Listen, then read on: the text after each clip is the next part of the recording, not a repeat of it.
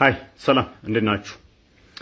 ለዛሬ እስቲ ሰሞኑን አቧራ ያጨሱ ያሉ ሰዎች ምላሽ ይሆን ዘንድ ከውቀት ጉድለት የተነሳ ስለሆነ ልክ እኔ ሙስሊሞችን እንደምጠላ አድርገው ለሚያራግቡ አክቹአሊ ጓደኞቼ ሙስሊም ናቸው አጽኖ ሰጥቼ ምላሽ የሰጠውበት ለጽንፈኞች ነው። ጽንፈኞች አሁንም ተመሳሳይ አቋም ነው ያለኝ ለጽንፈኞች ማለት ነው። ነገር ግን የሆነ ነገር ማለት ፈለኩኝ በሰይጣን ላይ ሰይጣን በሶስት ሃይማኖቶች ላይ እንመልከት እስቲ በክርስትና በዋቄፈናና በእስልምና በሶስቱም አስተምሮቶች ላይ የሰይጣን አስተምሮ ይለያያል።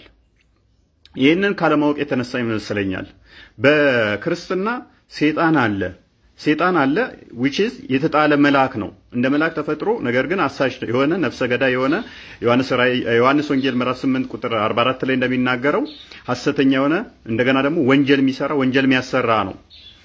ይሄ ሰይጣን የተጣለ ነውና ምንም በክርስቲያኖች ላይ ኃይል ብርታት የለውም። ማርቆስ 16 ቁጥር 17 ላይ መጽሐፍ ቅዱስ እንደሚናገረው ማለት ነው። ያመኑት ሰይጣንን ማስወጣት ማባረር ይችላሉ። እንደገና ደግሞ ዘውልቅ 23 ላይ ሰይጣን መተት ድግምት ሟርት በክርስቲያና ላይ ወይንም በአማኞች ላይ ምንም ነገር ኃይል እንደሌለው መጽሐፍ ቅዱስ ይናገራል። ወደ ዋቄፈና ስንመጣ ደግሞ ሰይጣን የሚባል ነገር የለም፣ አይታመንም።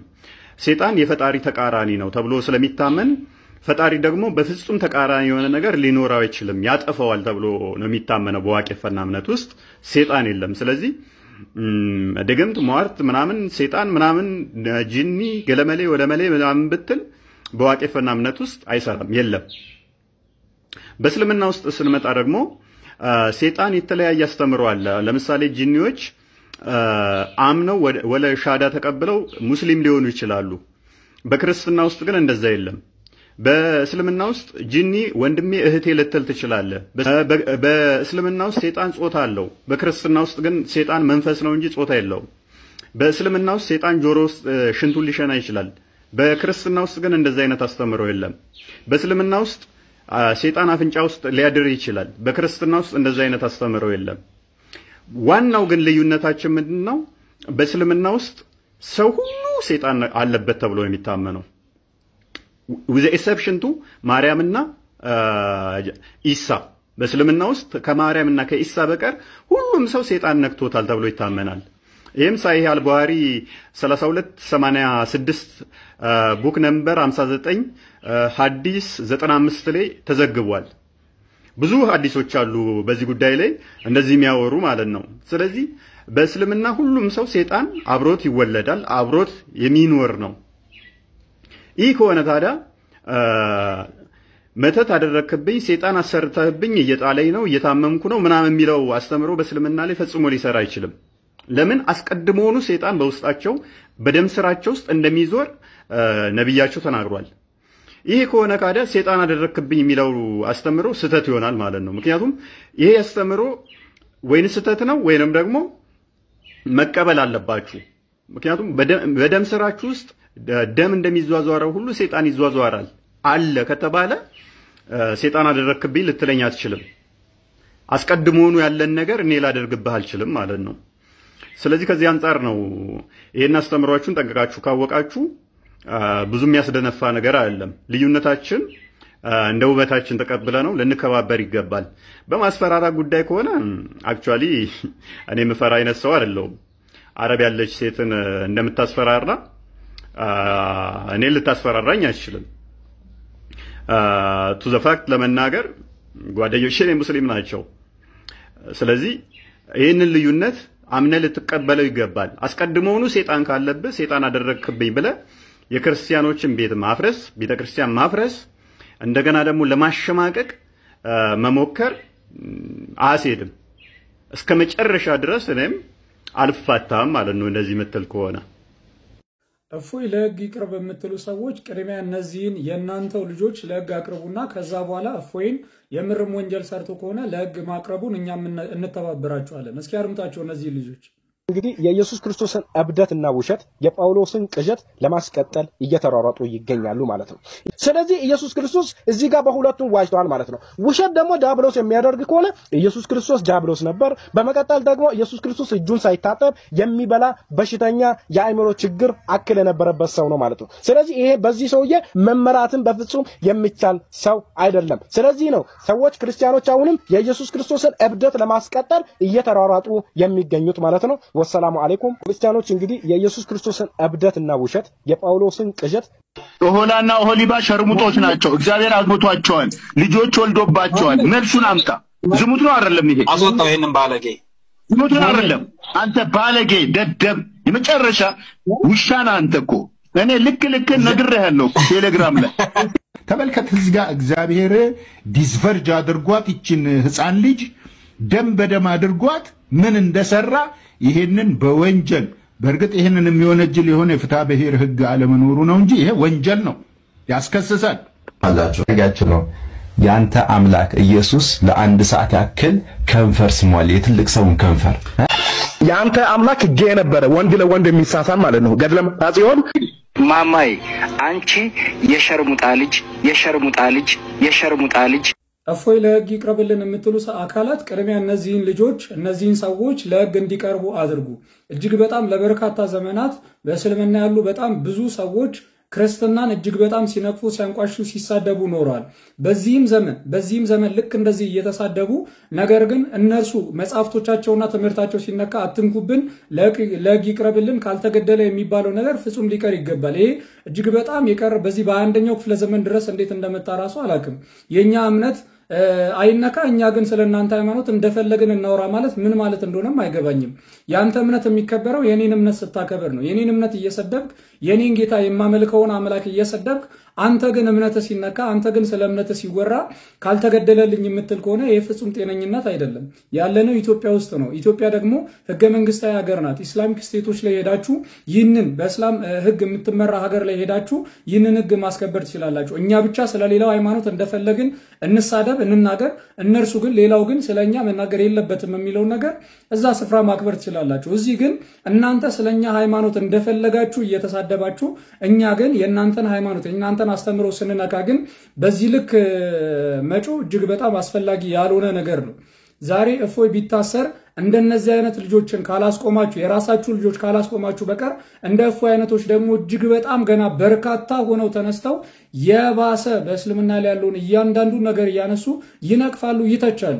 ስለዚህ መከበርን ከፈለጋችሁ ሲጀመር ሌላውን እምነት አክብሩ። ሌላውን እምነት ሳታከብሩ ክብርን አትሹ። ምን አይነት ክብር ነው የምታገኙት? ሌላውን እምነት ሳታከብሩ በሰፈራችሁበት መስፈሪያ ነው የሚሰፈርላችሁ። ስለዚህ ሌላውን እምነት አክብሩ። መጀመሪያ የእናንተ እምነት እንዲከበር በእናንተ እምነት ውስጥ ሆነው እንደዚህ በዚህ ልክ የሌላውን እምነት የሚያንቋሹና የሚሰርቡ ሰዎችን ቅድሚያ በግልጽ ወጣችሁ ተቃወሟቸው። በግልጽ ወጣችሁ እስኪ ለህግ አቅርቧቸው። ከዛ ያኔ እኛም እንተባበራችኋለን። ወንጀል የሰሩ ሰዎችን ለህግ እንዲቀርቡ እኛም እናግዛችኋለን። ሰላም ክርስቶስ ይብዛላችሁ። ተንቀን አላህ ይቅርብልን። የኩፍር ስርዓት ከነ ተከታዮቹ ተንቆጣቅቶ ከምድረ ገጽ ላይ ጠፍቶ ኢስላም የበላይ የሚሆንበትን አላህ ሳያሳየን አይግደለን። የኢስላም የበላይ ለመሆን እኛም ህይወታችንን፣ ገንዘባችንን፣ ጉልበታችንን ለመስጠት ወደ ኋላ የማንል ጀግኖች አላህ ያድርግልን። በሀገራችንም በሌሎችም ሙስሊም ሀገር የመጣውን በላ አላህ ያንሳልን። መስጂዶቻችንም ወንድም እህቶቻችንም አላህ ከጠላት ይጠብቅልን። ጠላቶቻችንን አላህ እርስ በርስ ያባላቸው። የሙስሊሞች ምርኮ ገንዘብ ያደርጋቸው። ወንድም እህቶቻችንን ከጠላት ሴራ አላህ ይጠብቃቸው። ወሰለላሁ ወሰለም على نبينا محمد وعلى اله وصحبه ሃይማኖተኞች ሲበጠበጡ ብያለሁ። አሁንም ይበጠበጣል። ምንም ማስተካከለው ነገር የለም፣ ይቀጥላል። ዋዜማ ነው ያለፈው። ዋናው መበጥበጥ እየመጣ ኢየሱስ ዋናውን ቦታ እስከሚይዝ ድረስ ደረቅ ሃይማኖተኞች፣ አክራሪ ሃይማኖተኞች ገና ይበጠበጣሉ። ብዙ ሰው ይቅርታ ይጠይቃል ብሎ ይጠብቃል። እደግምልሃለሁ ገና ይበጠበጣል። ሀገራችን ለኢትዮጵያ ለአንድነቷ ለሰራዊቷም ለመኳንንቷም ለሕዝቧም ሰላምን ስጣት። በዳሪና በውስጥ ያሉትን ጎረቤቶቿን ሁሉ በፍጹም ሰላም አስጊጣቸው። የሰላም ንጉሥ ሆይ ሰላምህን ስጠን። ሁሉን ሰጥተናልና እግዚአብሔር ሆይ ጥሪት አድርገህ ዋጋችንን ስጠን።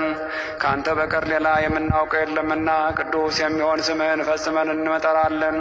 ነፍሳችን በመንግሥት መንፈስ ቅዱስም ትድን ዘንድ ዘንድ በኃጢአት የመጣ ሞትን በእኛ በአገልጋዮች ላይ በወገኖችም ሁሉ ላይ እንዳይበረታታ አቤቱ ዛሬም ዘወትርም ለዘላለሙ በቤተ ክርስቲያናት ውስጥ ያሉ ቀሳውስት ቄሶችንና እዛ የተጠለሉ ማንኛውም ሰላማዊ ምዕመናንን እንዳትነኩ፣ በንግዱ ላይ ስራውን እየሰራ ያለን ሰው እንዳትደርሱበት፣ ህፃናትን እንስሳትን እንዳትገሉ፣ ሰላማዊ ማህበረሰብን እንዳትተናኮሉ፣ ዛፍና እጽዋትን እንዳትቆርጡ፣ በምንም አይነት ሁኔታ በጦርነት ላይ ወሰንና ገደብ እንዳታልፉ ያሉ የምድራችን ብቸኛ የጦር መሪ ጀነራል ነበሩ ረሱል ሰለላሁ ዐለይሂ ወሰለም።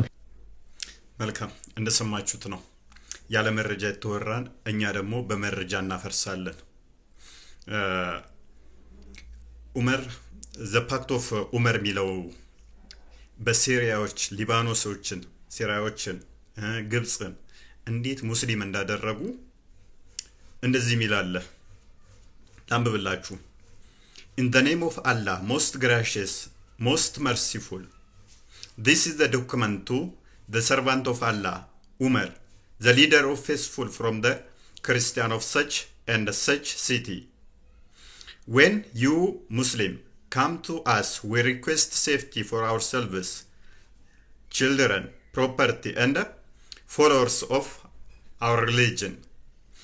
በአላህ ስም እጅግ አዛኝ ሩሩቦ ነው። ይህ ዶክመንት የእንትና ዑመር የሱ እንትና ያወጣው በክርስቲያኖች ላይ ያወጣው አዋጅ ነው። እናኖች ወደኛ ስትመጡ ለራሳችን፣ ለቤተሰባችን፣ ለእምነት ተከታዮቻችን እና ለንብረቶቻችን ዋስትና ደህንነት እንጠይቃችኋለን። We made a condition on ourselves that we will neither erect in our areas a monastery, church, or sanctuary for monk, nor restore any place of worship that needs restoration. በቦታችን ላይ ቤተክርስቲያን ላንገነባ፣ ገዳም ላንሰራ፣ ለሞኖክሲዎች ማረፊያ መጠለያ ቤት ላንሰራ ቃል እንገባለን ብላችሁ ፈርሙ እያላቸው ነው።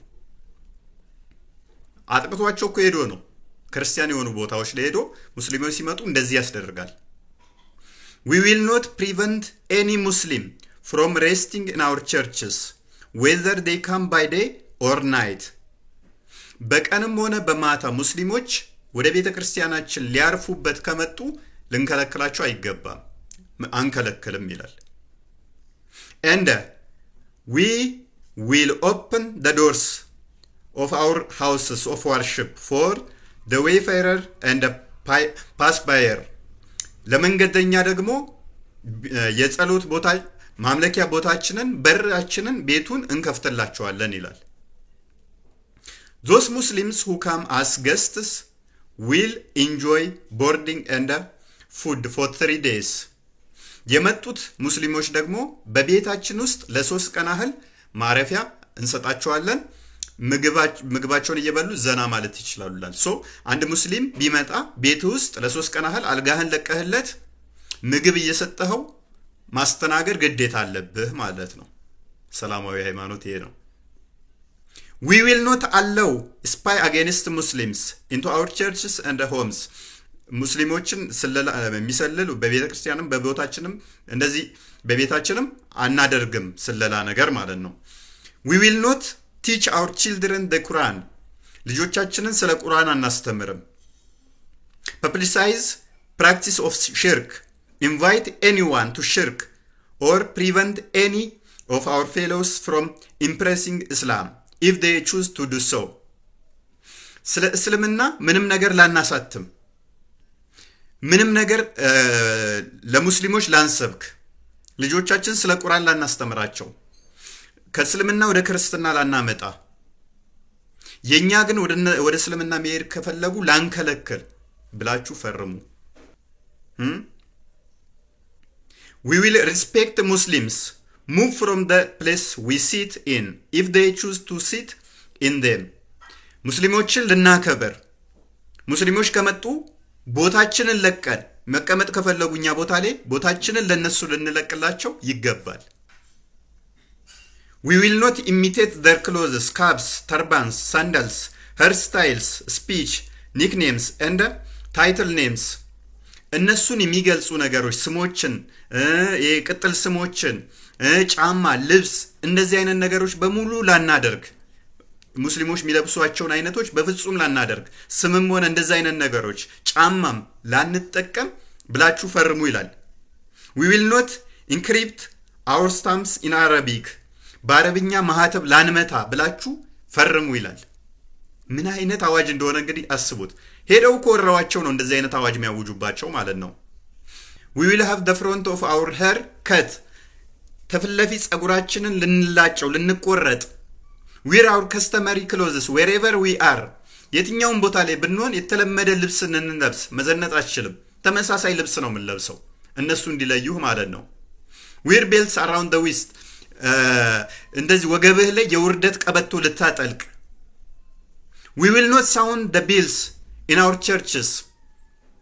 በቤተክርስቲያን ውስጥ ደውል ላናሰማ ላንደውል አስባችሁታል ደውል መደወል አትችልም or raise our voices while reciting our holy books inside our churches in the presence of Muslims ሙስሊሞች በቤተክርስቲያናችን ውስጥ ካሉ ድምጻችንን ከፍ አድርገን መጽሐፍ ቅዱሳችንን ላናነብ nor raises our voices with the prayer at our funerals ሰው ሞቶብን በቀብር ቦታ ላይ ጸሎት ስናደርግ ድምጻችንን ከፍ አድርገን ላንጸልይ እንግዲህ ሰው ሞቶብህ ስታለቅስ ራሱ ድምጽ መሰማት የለበትም አስባችሁታል light torches in funeral በቀብር ቦታ ላይ ሻማ ጧፍ ማብራት አትችልም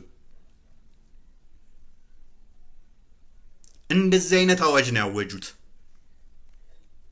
the pact of ዑመር በሉና ግቡና እዩት ምን አይነት አስቀያሚ አዋጅ አውጀው ለምሳሌ ሲሪያን ሊባኖስን ግብጽን እንዴት እንዳሰለሟቸው ሲምፕሊ ማወቅ ትችላላችሁ ይሄ ሱራ አልተውባ ወይንም 9ኛው ምዕራፍ ቁጥር 29 ላይ የሚገኝ ነው ቁርአኑ ላይ ተፍሲር ኢብን ከቲር ሱራ 9 29ን የፈሰረበትን ይሄ አሁን ያነበብኩላችሁን በተመሳሳይ አስቀምጦታል እንዴት ክርስቲያኖችን ማሰቃየት እንዳለባቸው ማለት ነው እንዴት አድርገው አሰቃይተው ክርስቲያኑ ያሉበት ቦታን እንዴት ንብረት እንደሚወርሱ አስቀምጦታል መጽሐፍ ቅዱስ ግን እንደዚህ ይላል የሮሜ መልእክት ምዕራፍ 12 ቁጥር 14 ጀምሮ ላንብብላችሁ የሚያሳድዷችሁ መርቁ እንጂ አትራገሙ ደስ ከሚላቸው ጋር ደስ ይበላችሁ ከሚያለቅሱ ጋር አልቅሱ እርስ በርሳችሁ በአንድ ሐሳብ ተስማሙ የትዕቢትን ነገር አታስቡ ነገር ግን የትህትናን ነገር ለመስራት ትጉ